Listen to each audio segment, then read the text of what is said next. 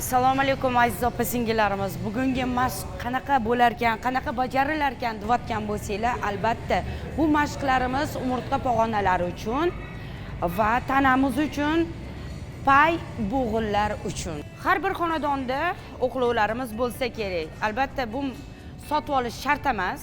Uydagi o'qlov bilan ham bu mashqlarni bajarsangiz bo'ladi. Qani birgalikda bajarishni boshlaymiz. Qaddimizni ko'tarib olamiz. Butun mushaklar tortilgan bo'ladi. Ana endi sekingina qo'llarimizni pastga tushiramiz. Ana shu paytda umurtqa pog'onalari cho'ziladi.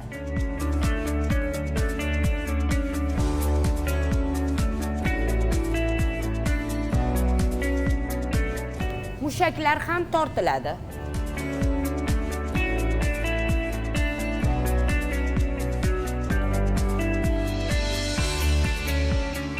Ana endi oyoqlarimizni almashtirib olamiz.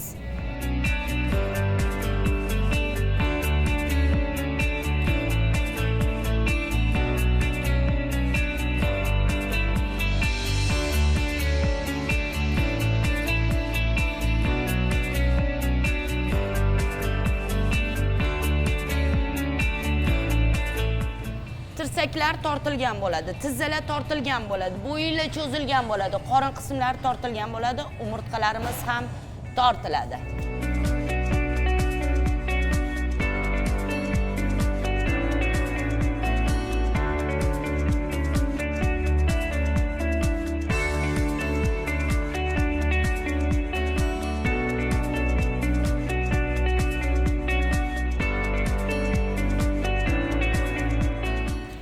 Mashqni ham 30 marta takrorlasangiz, ana shunda foydasini sezasiz.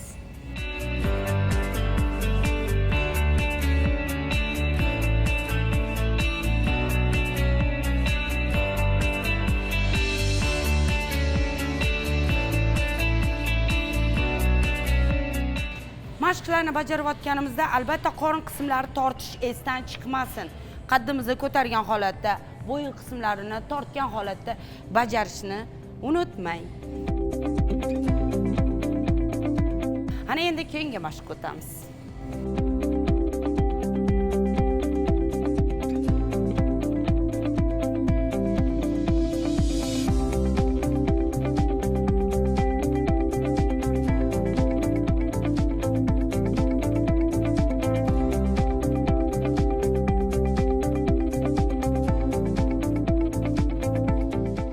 Mashqni bajarishdan oldin har doimgidek mushaklar tortilgan qorin qismlari va qaddimizni ko'targan holatda o'qlovimizni tirsakka va belga tetkizish esdan chiqmasin.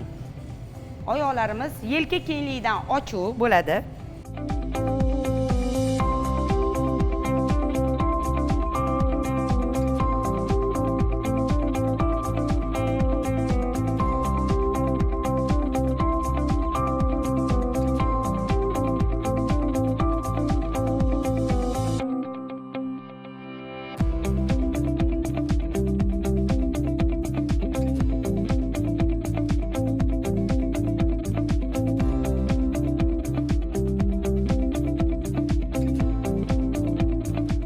Agarda qo'llaringiz, yelkalaringiz ozgina tolqib qolsa, albatta 5 daqiqa dam olishni unutmang.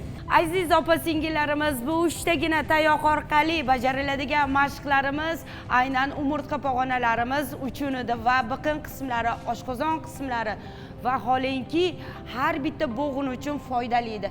Albatta bu mashqlarni bajaring, bel og'riqlaridan xalos bo'lasiz.